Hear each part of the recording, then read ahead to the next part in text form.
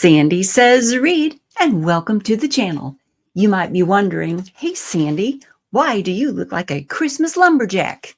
Well, we'll get into that in just a minute. First, I want to welcome you to the channel. I want to welcome you to a bizarre wrap-up of bookish stuff today. I want to welcome you to subscribe to the channel because you guys, you are going to love this kind of chaos and mayhem. You might as well subscribe to it. Welcome your friends to subscribe to it too, because here at the Sandy Says Read BookTube channel, we do bookish mayhem and chaos all the time. It has been a hot minute since I've done a bookish wrap-up for you guys. We missed the September, the October, and the November wrap-up. It's been like that. Okay, so we're going to do this now. I will forget. I will just miss putting the timestamps below. I can tell you that's going to happen. I can tell it with certainty, okay? So instead, I'm going to give you guys a quick little table of contents right now so you can kind of gauge where these things happen in the video, just in case there's no timestamps. Okay, so first we're going to do the quick life and health update, which we'll keep pretty quick. Then we'll do the house repairs update, which again, we'll keep pretty quick. Then we will dive into the books and reading update, which is going to be random and rambling and crazy because you guys, that's all the notes I have here. Yeah, we're going without notes. So it's going to be crazy. It's going to be chaotic, lots of mayhem. I apologize in advance. It'll be fun. It's going to be entertaining for you out there in the audience because it's going to be a little crazy. Okay, so life and health update first. I'll try to keep this quick and brief. You guys, I wanted to bring you guys some like resolution to some of the health updates that I had been sharing with you over the summer during the summer months. And I can't. There is no resolution to any freaking thing happening in my health updates so far. And that is the reason for the lumberjack look, in fact, because I keep running into door frames. So there's like bruises on my shoulders. Yeah. And also I have, and maybe this is TMI, I don't know, but I have basal skin cell carcinoma spots. Yeah, I mean, we all get those, right? Those of us of a certain age who played outdoors as children, those of us who played outdoors without adequate sunscreen as children, we have now in our adult years basal skin cell carcinoma spots that have to be removed or treated in some way. I have had 8 of these, the number 8, I've had 8 of these removed from my person over the years. Okay, all right, got it, great. I know what they look like. I know what they act like. I know what happens. I know what happens. I see them and I go to my doctor and say, hey, I think another one of these skin cell thingies is happening. My current doctor is like, oh, no, you hysterical woman. That's rosacea. So my current doctor has, in the past couple of years, given me a cream. I know TMI has given me a cream to put on a couple of these spots to solve rosacea instead of solving basal skin cell carcinoma. Fine. I figured she's the professional. I'm going to go with it. Well, that cream had a steroid in it, which my ophthalmologist freaked over because I developed cataracts. It's a thing. It's all a thing. Okay. It's all a thing. Stop taking the cream. The spots never improved. In fact, one of them, you guys, TMI, one of them, in fact, bleeds at night, not during the day, at night, it bleeds, it scrubs and bleeds on my, on the collar of my pajamas. So I decided to take matters into my own hands and I ordered ivermectin cream for people. It's humans, human grade ivermectin cream. And I am seeing an improvement now on each of the spots that I apply it to. But I'm wearing the lumberjack thing, you know, buckled up, buttoned up to my neck so that I don't expose all of my spots to you guys. Yeah, there you go. That's the health update. The vertigo thing where I'm walking into walls, we're still working on it. We are currently doing an experiment to see if it's my vitamin B levels that are messing with me. I gave up on the physical therapy thing that I was doing. I don't know if I told you guys that yet. I gave up on that. It was frustrating. I gave up. So we're checking my vitamin B. You guys, my vitamin B levels were over 2,000. Don't know if any of you out there are aware, vitamin B levels in a human being are supposed to be between 200 and 1,000. So I was a little high. Yeah. So we're working on that. We're going to see if that helps. Here's the thing. And we're still on the life health thing here. The thing is, I was supposed to go back to my doctor to discuss my current vitamin B level, which is back down again. We're supposed to go discuss that tomorrow. I'm filming this on a Sunday. I'm supposed to go tomorrow on a Monday to check that, but I have jury duty instead. Yeah, I was summoned to be a juror. So that is happening. Let's move on. Okay, next on the list is house repairs update. Again, I was thinking I might do one of these wrap-ups where I could bring you some resolution to things that are happening with the house repair stuff. No. So the stuff I was discussing with you back in the summer, you know, that pipe at the back of the property. Yeah, there was a moment in time where I thought it was resolved. And I thought, oh, I can tell all my subscribers out there about this great, wonderful thing that it is resolved, it is solved, it is fixed. And it sort of kind of was for 24 hours. There was this, it was like the Schrodinger's cat thing. We believed, the person who fixed it and I believed it was fixed, but no, it's leaking again. We think maybe perhaps the glue did not set correctly the night that it was glued.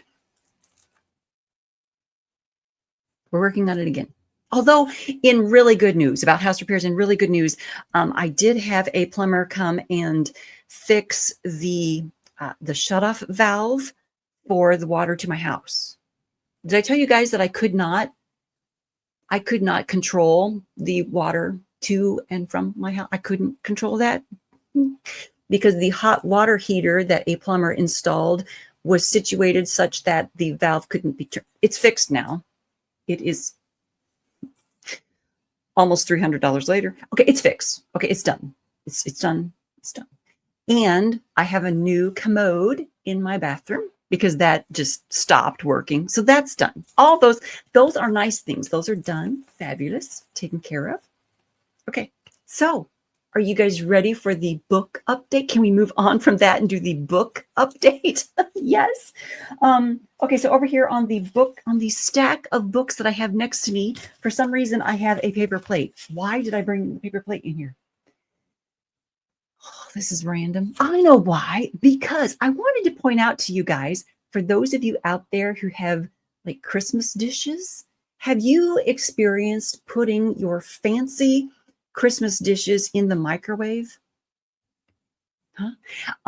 If you have like metallic, shiny, pretty things on your Christmas dishes, I want to recommend you not put them in the microwave.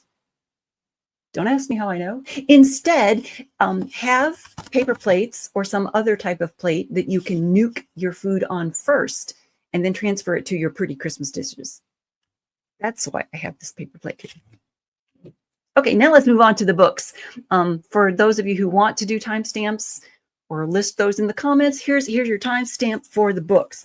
On the books, for my jury duty thing that I'm going to do, my boss suggested that I wear a MAGA hat in so that I don't get selected, but I don't own one of those. So I think what I'm going to do instead, I do own a Don't Fauci My Florida t-shirt. So I was thinking I might wear that and pair it with a nice blazer, a nice blazer, some nice shoes, some booties perhaps. But I'm also thinking I will take this Scott Jennings' new book, A Revolution of Common Sense. I think I might take that because this just arrived. I haven't read it yet, but I was thinking if I took this and wore that, I'm betting that I could be, perusing this while I sit there and they would say, you may go home. right? They won't pick me. You think? Yeah, that is my hope. Also, on the stack of books, I have information about what we did. At one point during the last 3 months, we did a deep review and contrast of Charlotte Bronte's Emmas. I did a couple of videos in the past couple of months with Bronte-centric content. I want to point those out to you guys, remind you guys about those, because I'm a huge Bronte fan, very much a Bronte fan. I nerd out on the Bronte stuff, and I welcome you guys to nerd out on the Bronte stuff too. So if you missed that, it's here on the channel. I will not remember to link to those videos in the drop-down box below. So it's up to you to go look for them. Okay, also in the past couple of months, I read Lady Lucinda's Lords, the 10th Day of Christmas. This is in the 12 Days of Christmas series by Jane Charles. Okay, so this book, I read that fairly recently. I think during the month of November, I read this one. I'm going to bring you guys a review of this one here on the channel shortly. My hope is to do that before Christmas, right? Since Christmas is coming. Also, I read this not just for Christmas content, but also because it has a 10 in the title, the 10th Day of Christmas. Oh, because I needed a 10 for the clock reading challenge. You guys, I have utterly failed this year in the clock reading challenge. I have not done a good job on that. So, yeah, I'll bring you that review shortly. Also, in the past couple of months, I have received a package. I didn't do the unboxing here on camera because that would have been organized. But I did receive a package from my author friend, Patrick Lamar. Jeff Lamar sent me a package, and within that package were some goodies, some books. We have 4 Moments, a Dylan Drake story. Let me show you that one. There we go. And The Cinder Man. This one, we discussed The Cinder Man in depth. We discussed this one when we talked about one of his short story collections here on the channel. If I think of it, I will link to that in the drop-down box below. But I really enjoyed this short story a lot. And he remembered me talking about it and talking about how much I enjoyed it. So when he had this standalone short story ready, he sent a copy of it to me, which I think is very nice. So I've got those. Let's read the back cover of 4 Moments. One man, 4 moments, infinite impact. Brenda Pierce loses sight of her son for one terrifying moment in 1966. Angela Bowers finds herself at a crossroads in a crowded coffee shop in 1984. A wedding nearly falls apart. A cure remains just out of touch. Across 4 generations, a mysterious young man named Dylan Drake keeps appearing, unchanged by time, but deeply connected to those he helps. As he steps quietly into pivotal moments, the lives he touches are forever changed. 4 Moments, a Dylan Drake story, is a rich, time-bending journey through decades of love, loss, memory, and grace. Perfect for fans of The Shack, The 5 People You Meet in Heaven, and It's a Wonderful Life.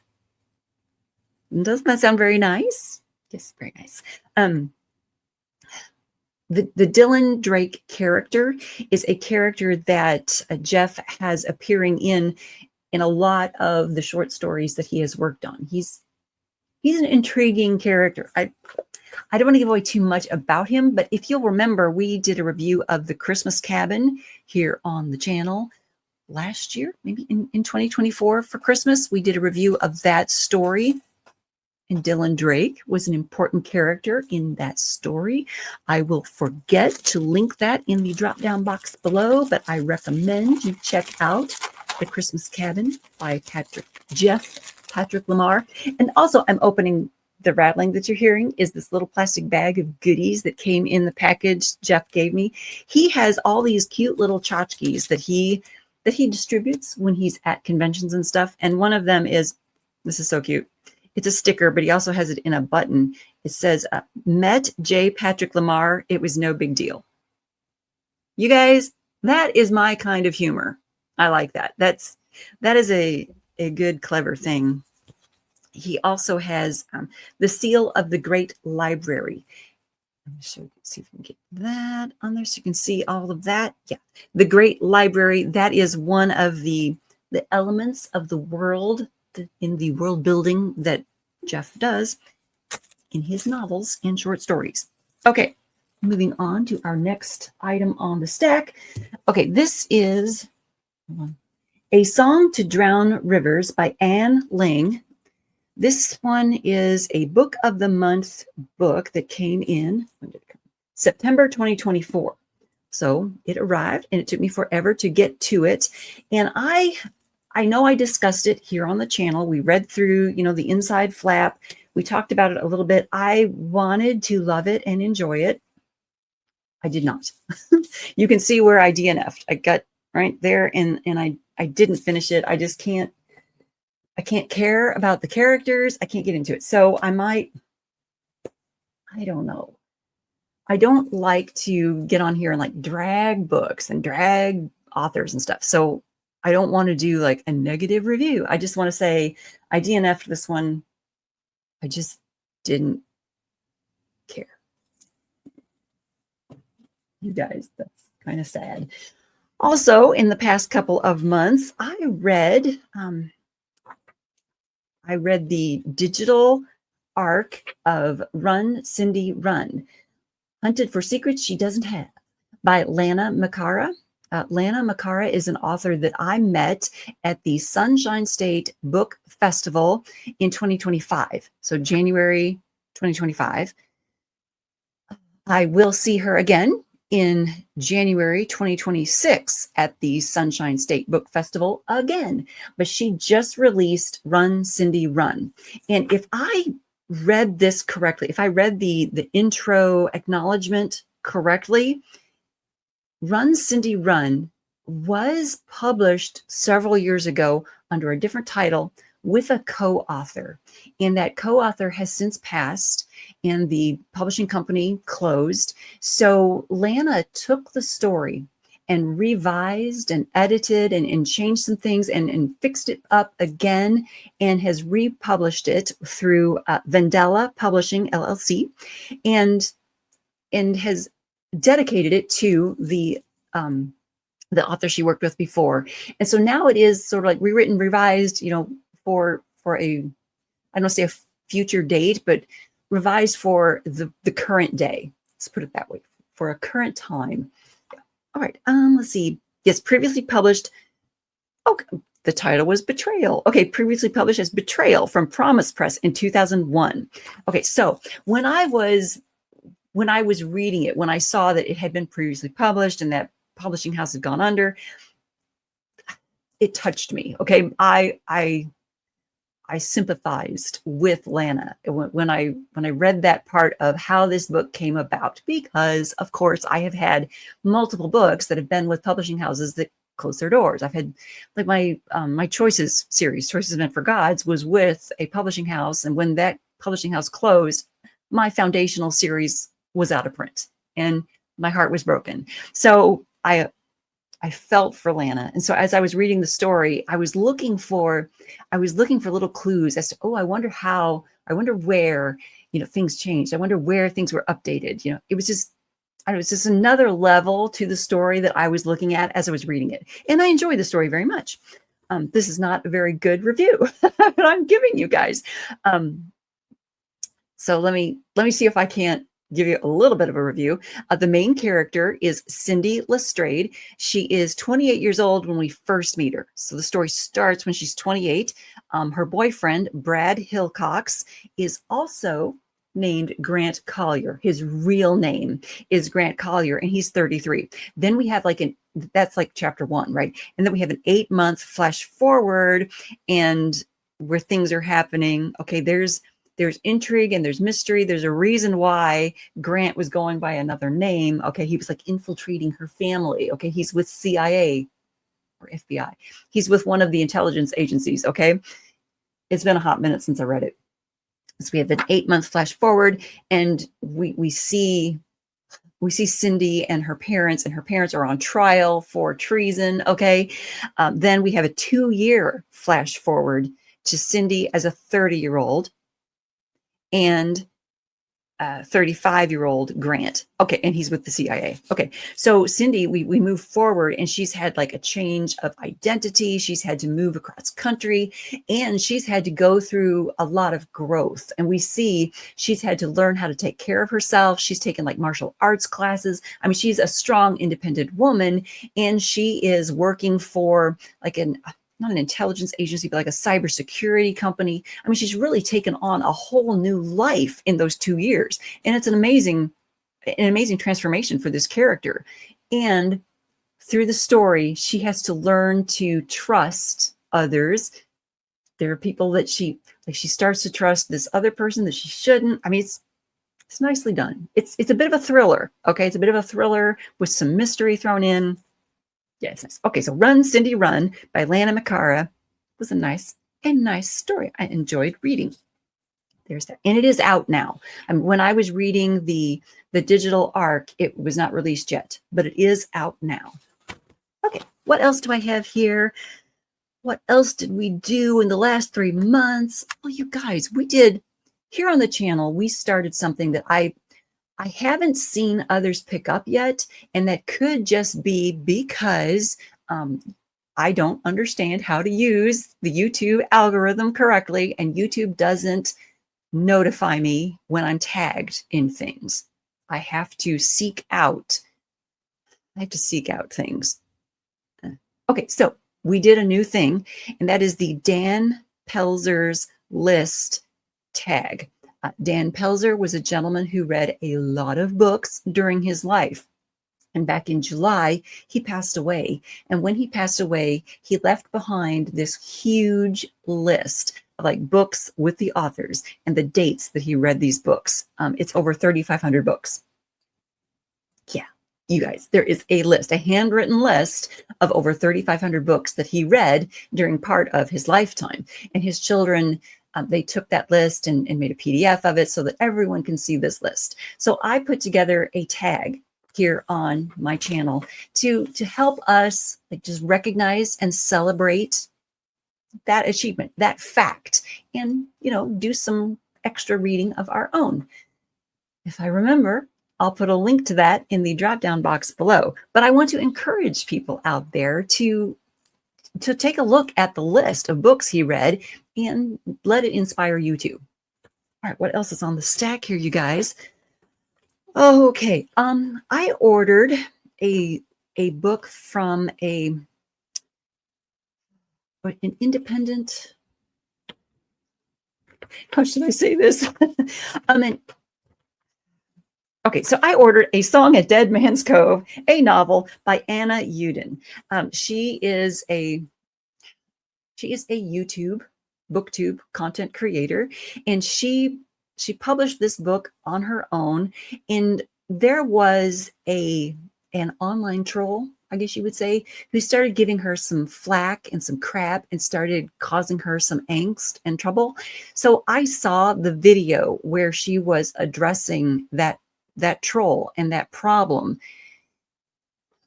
So I went to her page and I ordered the book so that I could check it out for myself and see what was going on. Basically, the troll was accusing her of paying for 5-star reviews. The troll was accusing her of things she did not do.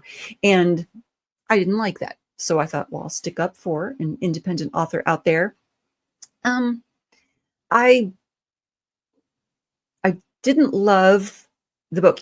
It's an interesting concept. Okay. Let's read the back cover together because it's a really cool concept. Okay. And there are probably folks out there who will dig this a lot.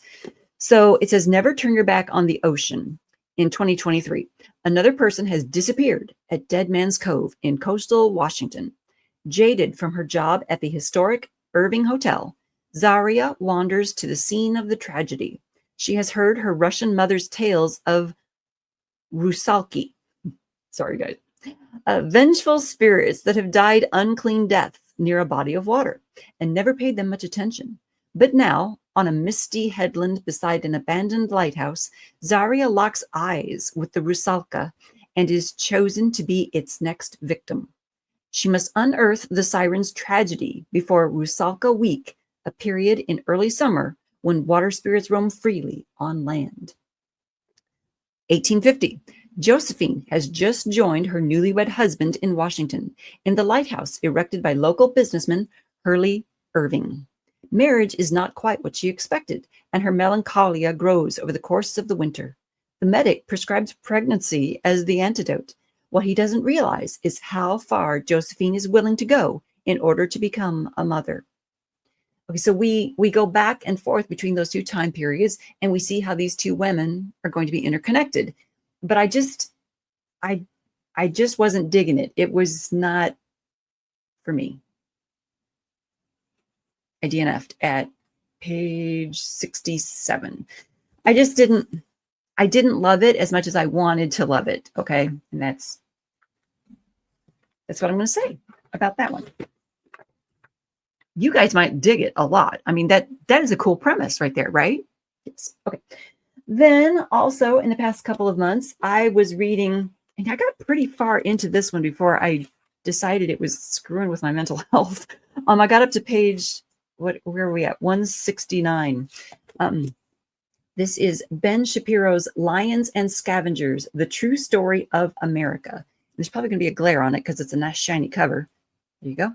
Lions and Scavengers. What's that one? How many pages is it? Did I write down the specs? I did not write down the specs for this one, you guys.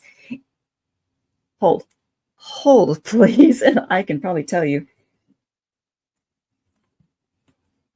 You guys. Yeah, it's 227 pages. I got up to page 169. I was like, I've got to stop reading this book. It was depressing me. It's well written, and it talks about, the members of our society who strive for better, the members of our society who want to better themselves and the people around them. And then it talks about the members of society who don't want to strive for better, but who want to, relax and take them. And it just got to be a little bit depressing. I just got depressed as I was reading it, and I recognized that depression setting in. I'm like, I gotta stop reading this. It's making me sad. So I stopped reading at page 169. Maybe there's a moral at the end of it that I missed because I didn't read to the end. Maybe there's some uplifting passage at the end to like give hope. I don't know, but I didn't get there because I was too down about that one. Okay, then also in the past couple of months, I purchased a book that I decided I was going to bring to you guys as a warning. Okay, so here's what I did. I wanted to get some more Wilkie Collins for my my classics shelf. There are, aren't there like 47, 48 Wilkie Collins novels? There's a few, right? I've only read a couple. All right, I would like to read more. So I purchased The New Magdalene. You guys, this is a travesty. And it's not the book, it's not the content that is the travesty. I'll spit it out.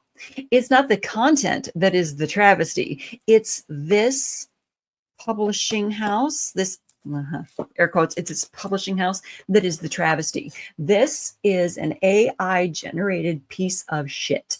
I am disappointed in this crap, in this nonsense. Let's see if it tells us who did this. Novel Worlds Classics. You guys, this is crap. I don't know if Amazon offered a peek inside, but I should have done more. I should have done more research before I hit the purchase button to bring this to me. It is terrible. Let me just show you. Hold on. Okay, I've highlighted some of the problems on the pages. Let me just show you. I highlighted some of the problems on the pages. Every single page has that kind of thing going on. And I'm going to tell you what those highlights are, but I just want you to see every single page has this problem happening. It is formatting problems. It's stupid is what it is. Let me explain to you. Quotation marks are screwed up. There's weird spacing before and after punctuation, before and after quotation marks. There are obvious signs that the headings on pages are just inserted randomly in the middle of text. The title of the book, The New Magdalene, just appears in the middle of this page, and it's got a period at the end of it, like it's a sentence. Okay, this is just crazy, stupid stuff. Weird formatting. Right here, I wrote, where's the rest of this thought? Because, let's see, graced voice dropped when she answered the question isn't even spelled right, hyphen. And then we have the new Magdalene, ... like the title of the book. Then Grace's momentary gaiety of manner suddenly left her, comma, had urgent reasons, comma, she said, comma, quotation mark, for returning to England. That is ridiculous, stupid, crazy, insane. Whoever like took this from a book, put it into an artificial intelligence platform and cranked out this crap should be strung up. This is ridiculous. And how far did I go looking at that? Did I go to page, just like, oh, there are no page numbers, so I can't tell you how far I got. This is a travesty. I'm throwing it in the trash. I'm throwing it away, but I just want you guys out there to be aware. And some of you probably already are, but when you go to pick up a classic, something that is already out there in like Creative Commons, when you go out there to look for a book, be aware that there are scammers and plagiarizers and these AI companies out there now, like Spines, these companies out there now who are making money off of unsuspecting people like myself. There are people out there now making money off of generating crap, absolute trash that you can't even read. I mean, I couldn't even read this if I wanted to. There you go. That's my AI rant for today. I often have AI rants, don't I? There you go. That's it, you guys. There were other books I read in the last couple months that I want to bring to you. Like I just finished reading Good Spirits. Oh, who wrote that? I don't remember. I'll bring you that review shortly. We'll have that here before Christmas because it is for Christmas. So yeah, there are a couple of Christmas books I need to upload reviews for you, and I think that's all. You guys, thumbs up for rambling crazy stuff. Thumbs up for getting through the past couple of months, even though I really didn't have anything great to bring you in a wrap up. Here it all is. Thumbs up for surviving. You guys, I hope that you're enjoying the Christmas season. We're going to have a wrap up of the whole year here shortly after Christmas. That'll be great. Maybe it will include some stuff about jury duty. Who knows? Thank you so much for tuning in.